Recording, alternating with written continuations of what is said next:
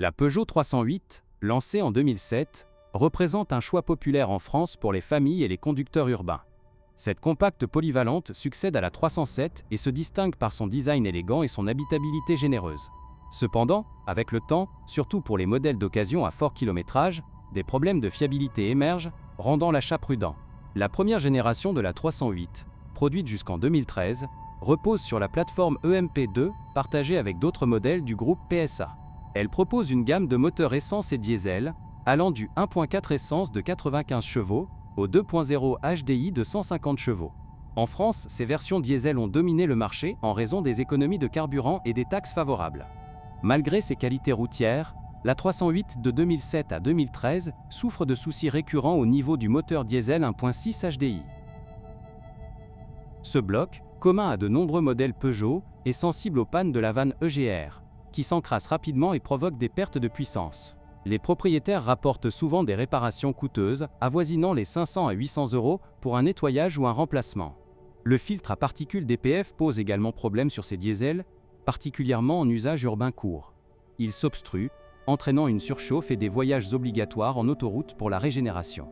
En cas d'échec, le coût de remplacement peut atteindre 1 500 €, un fardeau pour les acheteurs d'occasion. Pour les moteurs essence, le 1.6 VTI est plus fiable, mais souffre d'une consommation élevée et de problèmes d'allumage. Les bougies et bobines d'allumage s'usent prématurément, causant des ratés. Une maintenance régulière, tous les 30 000 km, est essentielle pour éviter des pannes inattendues.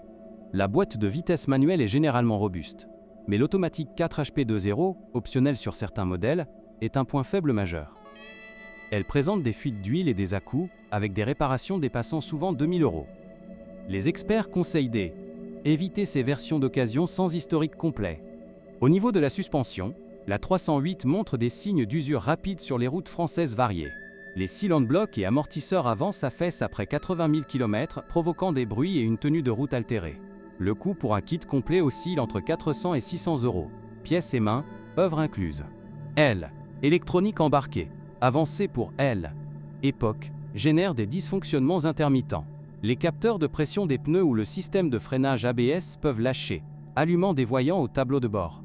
En France, les garages Peugeot facturent environ 100 à 200 € pour un diagnostic OBD. La corrosion N épargne pas la 308, surtout sous le châssis et au passage de roues.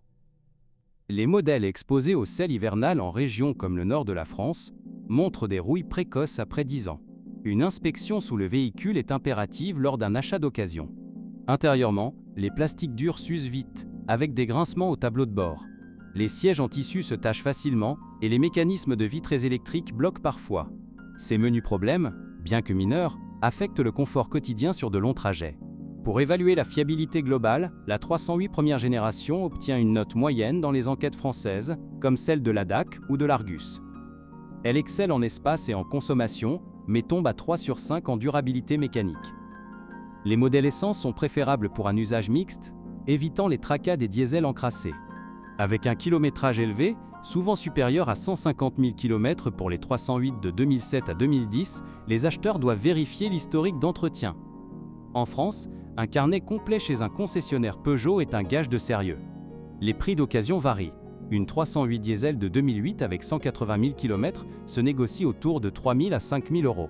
Les versions plus récentes, de 2011 à 2013, intègrent des améliorations comme le Stop Esperluet Temp, Start, mais persistent avec les mêmes moteurs problématiques. Le 1.6 THP essence, turbo, est puissant mais sensible aux fuites de courroies de distribution, risquant des dommages moteurs graves. Une vidange tous les 10 000 km est recommandée, coûtant 150 € annuellement. La direction assistée électrique peut faillir, avec des bruits de pompe après 100 000 km. Les réparations, impliquant un module de commande, atteignent 800 €.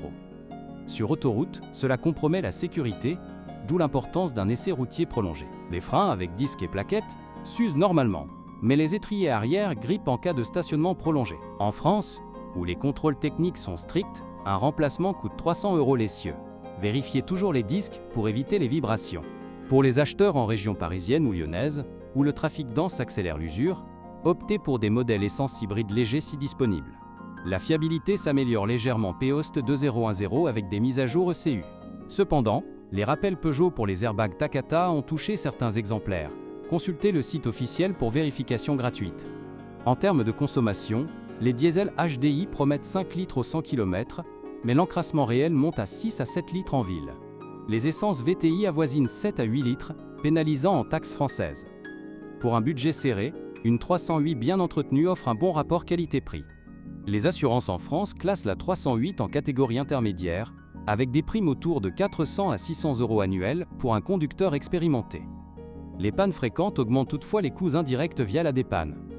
L'AA ou l'ACA recommande une garantie étendue pour les occasions. Passons à la seconde génération, lancée en 2013 et restylée en 2017, qui corrige plusieurs faiblesses. Cette 308 adopte une plateforme modulaire plus rigide, améliorant la tenue de route. Les moteurs Blue HDI diesel sont plus propres, avec DPF auto-régénérant, mais persistent des soucis d'injection à haut kilométrage. Le 1.2 PureTech Essence, 3 cylindres, est économique mais critique pour sa courroie de distribution dans l'huile, s'usant vite et contaminant le moteur. Peugeot a étendu la garantie à 10 ans ou 175 000 km, mais pour les occasions avant 2018, le risque reste élevé. Remplacement préventif, 812 000 €. La boîte AT6 automatique, à 6 rapports, est plus fiable que l'ancienne, mais des surchauffes en embouteillage urbain sont signalées. Les fluides doivent être changés tous les 60 000 km pour 200 €. Évitez les modèles avec historique de conduite agressive. La suspension arrière indépendante réduit les bruits, mais les biellettes s'usent après 120 000 km, coûtant 150 € la pièce. En France, sur route départementale sinueuse, cela se ressent vite.